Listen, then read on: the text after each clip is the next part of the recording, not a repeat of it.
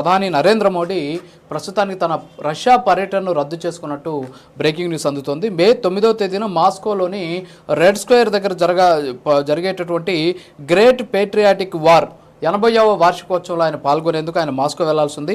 అయితే ఈ కార్యక్రమంలో మోడీ పాల్గొంటారని చెప్పేసి ఇప్పటికీ అధికారిక ప్రకటన కూడా వెలువడినటువంటి పరిస్థితి. అయితే తమ దేశ విక్టరీ డేకి మోడీ హాజరు కావడం లేదని చెప్పేసి రష్యా కూడా ఇప్పటికే వెల్లడించినటువంటి సిచ్యువేషన్ కనిపిస్తుంది. అలాగే పహల్గామ్ ఉగ్రదాడి నేపథ్యంలో దేశంలో చోటు చేసుకున్నటువంటి పరిస్థితుల దృష్ట్యా ప్రధాని నరేంద్ర మోడీ రష్యా పర్యటనను రద్దు చేసుకున్నట్టు కూడా తెలుస్తోంది. అయితే ప్రస్తుతం నరేంద్ర మోడీ తీసుకున్నటువంటి ఈ పర్యటన రద్దు ఏదైతే అంశం ఉందో ఇది ప్రస్తుతానికి వారి మీద ఉన్నటువంటి అనేక రకాలైనటువంటి భిన్న వాదనలకు ఇది ఒక ఆజ్యం పోసినటువంటి పరిస్థితి. ప్రస్తుతానికి భారత్ పాకిస్తాన్ మధ్య నెలకొన్నటువంటి దౌత్యపరమైనటువంటి సమస్యలు కావచ్చు, పహల్గామ్ ఘటన తర్వాత చోటు చేసుకున్నటువంటి సంఘటనల నేపథ్యంలో భారత ప్రధాని నేషన్ ఫస్ట్ తర్వాత ఏదైనా అన్నట్టు ప్రస్తుతానికి ఆయన వ్యవహరిస్తూ ఉన్నటువంటి సిచ్యువేషన్ ఉంది. సో మొత్తానికైతే నరేంద్ర మోడీ రష్యా పర్యటనను రద్దు చేసుకున్నారు. రష్యాకు ఆయన వెళ్ళడం లేదు.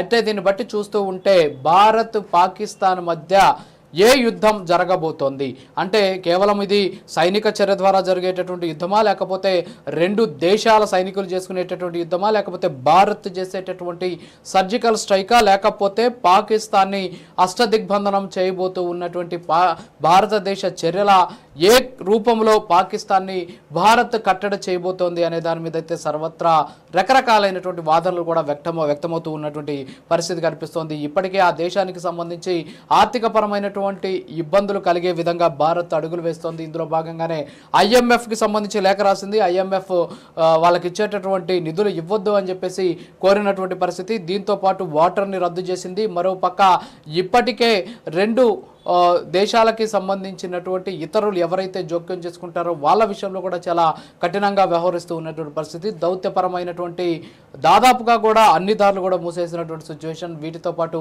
వాణిజ్యపరమైనటువంటి బంధాన్ని కూడా తెంచేసుకున్నటువంటి నేపథ్యంలో ఇప్పటికే అడకత్తెరలో పోక చెక్కలాగా ఇందాక మన భరతుడు గారు చెప్పినట్టు పరాన్న జీవిలాగా జీవిస్తూ ఉన్నటువంటి పాకిస్తాన్కి భారత్ అన్ని దారులను మూసేసి భారత్ని పాక్ని ప్రపంచ దేశాల్లో భారత్ ఏకాకిగా నిలిపేటటువంటి ప్రయత్నం చేస్తుంది. సో భారత్ తీసుకుంటున్నటువంటి చర్యల కారణంగా పాకిస్తాన్ ఈరోజు గిలగిలా కొట్టుకుంటూ ఉన్నటువంటి పరిస్థితి. ఆ దేశ ప్రధానితో పాటు ఆ దేశ ఆర్మీ చీఫ్ కూడా దాదాపుగా భారత్కు పాదాక్రాంతమైనటువంటి సిచ్యువేషన్ ఉంది.